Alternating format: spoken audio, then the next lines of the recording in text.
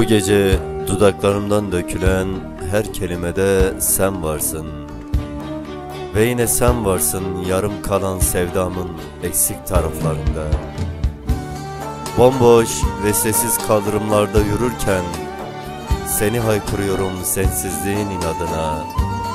Bu sensizlik gecesinde sevdamın en ücra köşelerine seni yazıyorum. Bu gece gene yağmur yağıyor, sensizliğin üstüne, sessizliğin üstüne.